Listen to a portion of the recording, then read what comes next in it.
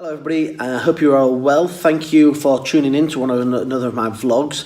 It's been 3 weeks since my last one because it has been a chocker time for me, really busy with one thing or another. But what I'm going to do is this week's vlog, I've got quite a lot to talk about. Just to give you a quick rundown, little trip to Ireland that we had, that was awesome. I'll come into more detail on that in a second. Junior's doing amazingly well here at Hornsey Golf Club.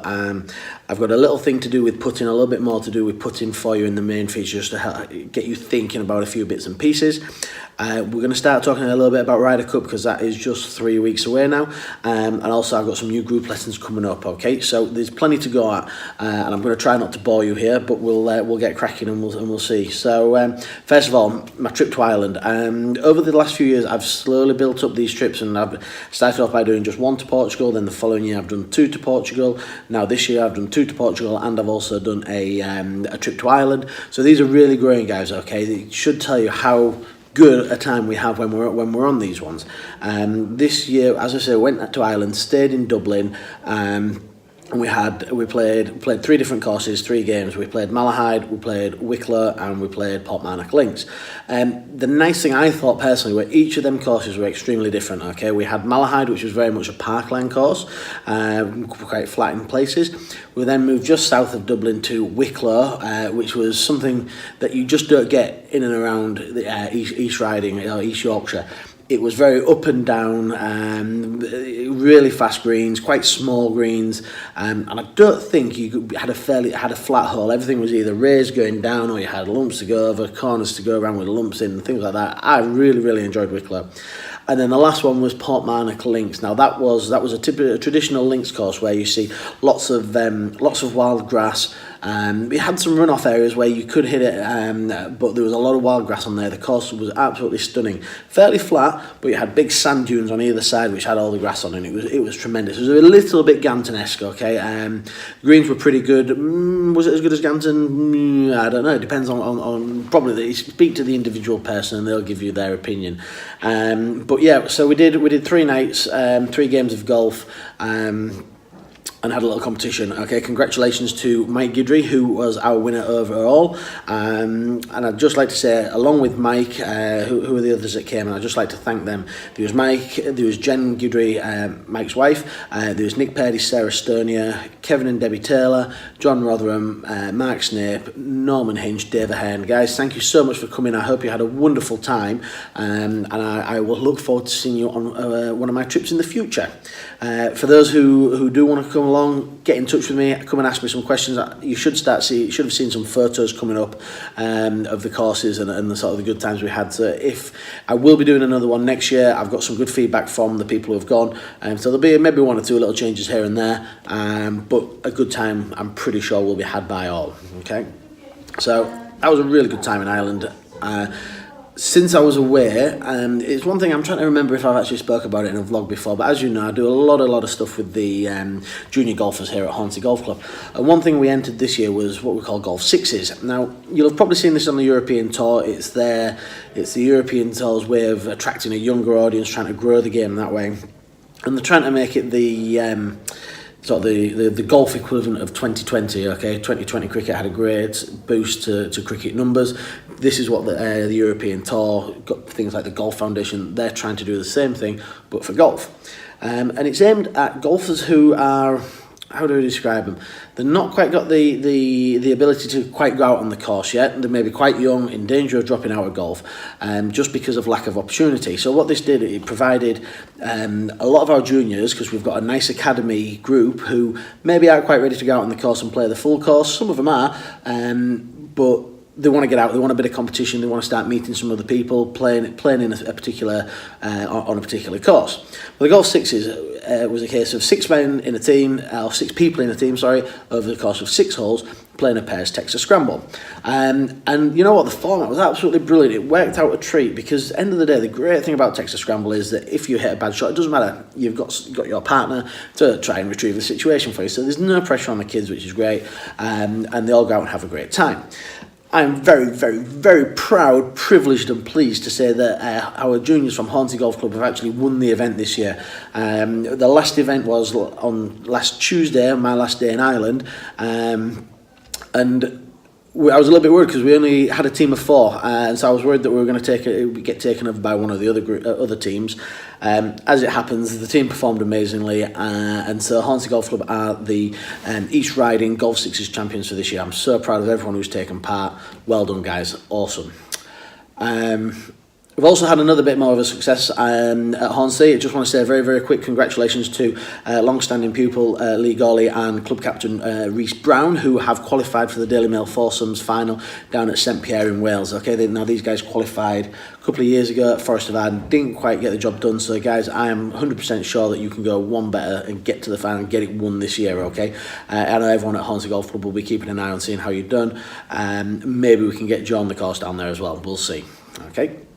So, I'm rattling through this, guys, because like I say, I do have a lot to talk about today, and I'm wary that you are all probably a little bit time precious. But now we're going to carry on, okay? I've got we're going to carry on talking about putting like I have done in the last few vlogs. This one, I've got my trusty double-sided golf ball here, the pink on one side, the white on the other one, and we're going to head down onto the putting green to talk about something called parallax. Okay, so now I'm down on the putting green here at Hornsey, and as you can see, I've got a putt set up just behind me there, and what I've actually done is I've got the line on the ball set up to the hole. Okay, I'm a big fan of doing this, okay, simply because it just helps us set the putter in the right direction, helps us get the ball rolling on the line if we can.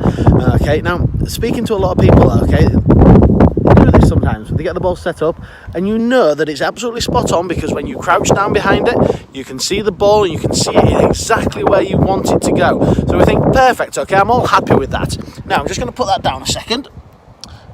What then happens is, once we get over the ball, we stand into this position, and all of a sudden, heaven forbid, that line doesn't look like it's pointing at the target. So what do? We stand there, we think, oh, hang on a minute, this isn't right. I'll make an adjustment, I'll change where I'm aiming, I'll do something different. The problem with that, guys, that is only going to cause doubt in our mind, okay? That is only going to make us think, hang on a second, I need to change something. You've just stood behind the ball, had a look, and you are absolutely happy with it. So why, when you stand over the ball then, does all of a sudden it look very, very different? That is what we call parallax error, okay? Now, you stand over the ball, you know it's right because you've stood behind, but there is a nagging doubt in your mind. Now, if you've got doubt in your mind, what's the chances of you going to hold the putt? Do you think they increase or decrease? I personally think they're going to decrease, okay? So how do we combat this? Okay, well, you've got one option.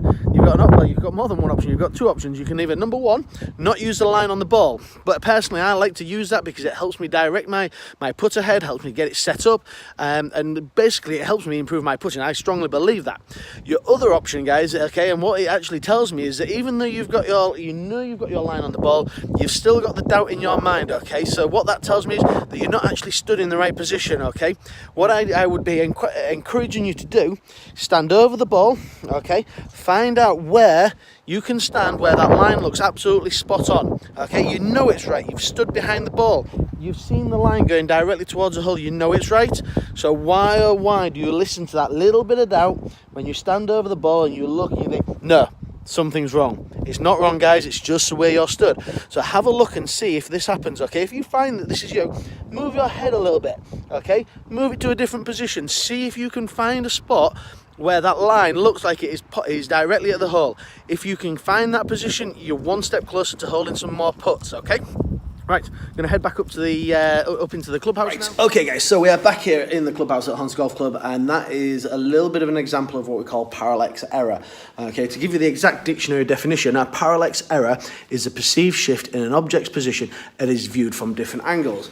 And that goes a lot to explain why when we stand behind the ball, we line that ball up and we're happy with it. But then all of a sudden we stand and we look down from the top and it looks different. There's that change in angle. I strongly believe, as I said down there, that lining up the ball is a great way to help you start the ball off on line, get it travelling towards the target, getting that putter face lined up. Okay, but if you've stopped using this line because you said I just didn't like looking over the top, that tells me that there's something wrong with your position. So if you need some help with that, and if you want to start holding more putts, then come and see me, okay? It's a great way to do it. I'm more than happy to help, okay? So that's a little bit on what we call parallax error. Right, so moving swiftly on now, we've got next big golf event is just around the corner, the Ryder Cup, 3 weeks away. Fantastic. We've had the 4 majors. 3 of them were won by Americans. Obviously, the Open was won by Francesco Molinari. But we're getting to the stage now. I'm filming this on Tuesday. Wednesday, tomorrow, Thomas Bjorn's going to be picking his picks. Now, I personally think that America have got a much easier job picking their team than Thomas Bjorn has. Okay, you look at the American team, they're all extremely good golfers, like I say, they've won so much this year. And you look at who is their potential wild cards. And I've sort of got it narrowed down to the likes of Tony Finau, Bryson DeChambeau, Tiger Woods, Phil Mickelson. They've got to be a shoo-in, right? Finau has played well all year. DeChambeau's a man on form. Tiger Woods has come back. Phil Mickelson, he's never a million miles away. But there's a few others that they're chatting about. Matt Kuchar, Kevin Kisner, Brandt Snedeker, Zach Johnson. So I don't feel as though Jim Furyk will have much to choose from. I think he'll choose them first four names: Tony Finau, Bryson DeChambeau, Tiger Woods, and then Phil Mickelson. Now, for Thomas Bjorn, I think he's got a lot harder job. Okay, I think there's probably about 10 players to pick from, maybe. A few are more favourites than the others, but I've been looking around and I've got the likes of Henrik Stenson, Matt Wallace, Paul Casey, Sergio Garcia, Thomas Peters, Rafa Cabrera-Bello, Russell Knox, Matthew Fitzpatrick, Ian Poulter, Eddie Pepperell. All of them, you can probably make a fairly strong case for them. But I think we need to learn our lessons from the last Ryder Cup when we picked Westwood and Keimer based on reputation, and it just didn't really happen. You know, I don't think I'm trying to remember now, it's a couple of years ago, whether they contributed that many points between them.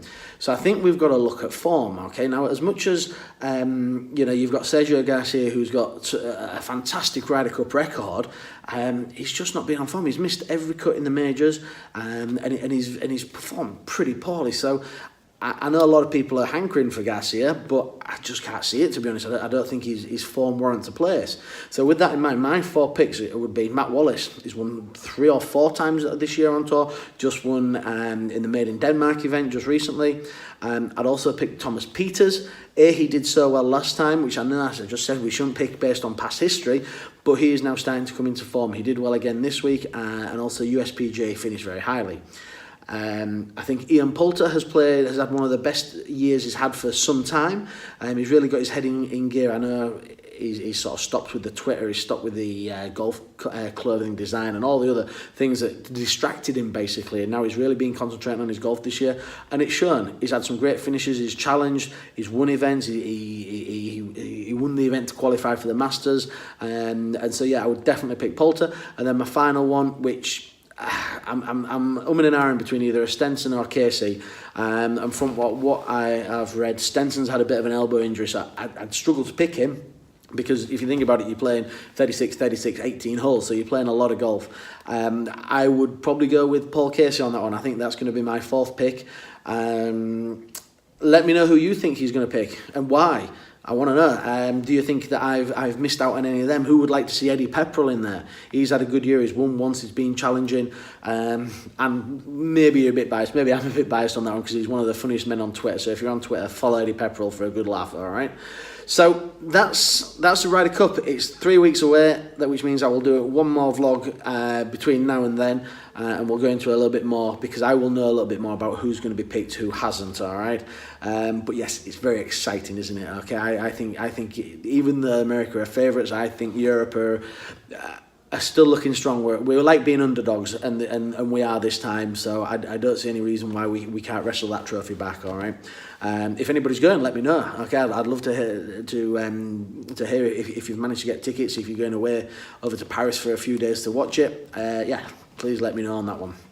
Right, finally for this vlog, like I said, it's a long one. I'm sorry, I know I'm probably rambling on a little bit now, but the last thing I just want to remind you about, this Monday coming, I've just got one more set of group lessons to do, and then we're going to be starting them again. So 17th of September, guys, which is a Monday, I'm going to be doing some more group lessons. Men start at 9 o'clock, ladies at 10:30. We start with putting, which is nice and close to the hole, and work our way further back. Then we do some short game, we do some drive, we do some ends, we do some on-course as well. The on-course one sessions are absolutely brilliant, so please get your names down for that. Head onto my website, www.paulgibsongolf.co.uk, and just look up at the lesson tab up there. Get yourself booked in for them, because they will sell out fast. All right, So, I think that's just about everything I've got to say. This is probably one of my longest vlogs. I hope you've managed to stay tuned in for this long. I look forward to seeing you in and around on the golf course. Have a great golfing week, and I will speak to you soon.